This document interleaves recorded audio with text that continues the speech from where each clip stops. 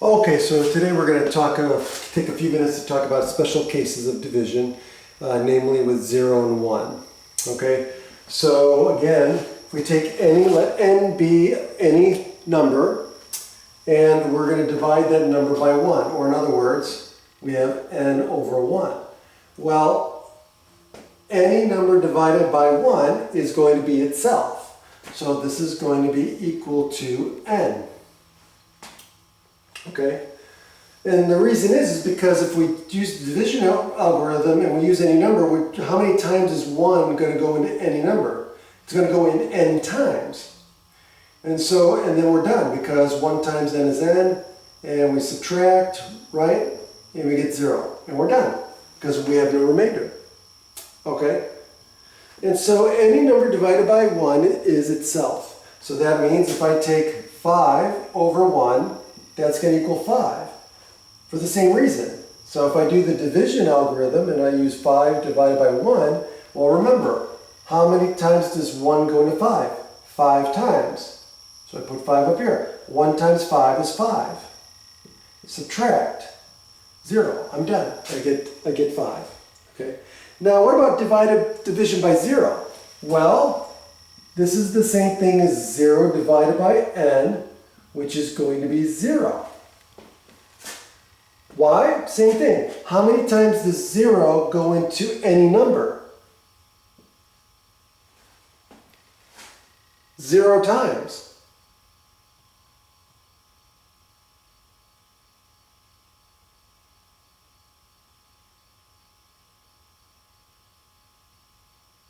Right? And so 0 times 0 is 0, and we get n.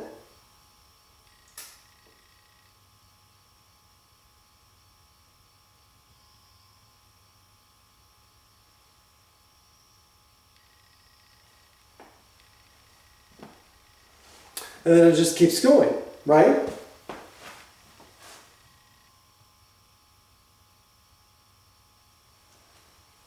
So we're just going to constantly get 0. So this, by definition, is going to be 0. So even though it keeps going on and on and on, it goes off to infinity. So we define that 0, or any number divided by 0, is 0. Okay? Now, what about the case where 0 is in the denominator? What about this case? This is undefined.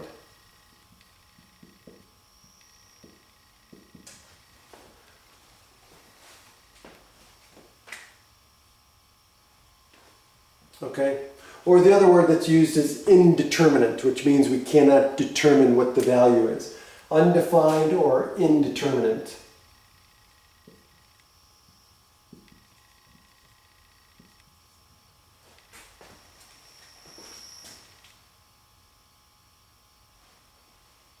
Okay? So we cannot divide by 0. Okay? Try it in your calculator. You'll get an error message. Okay? So that's it. Have a good day.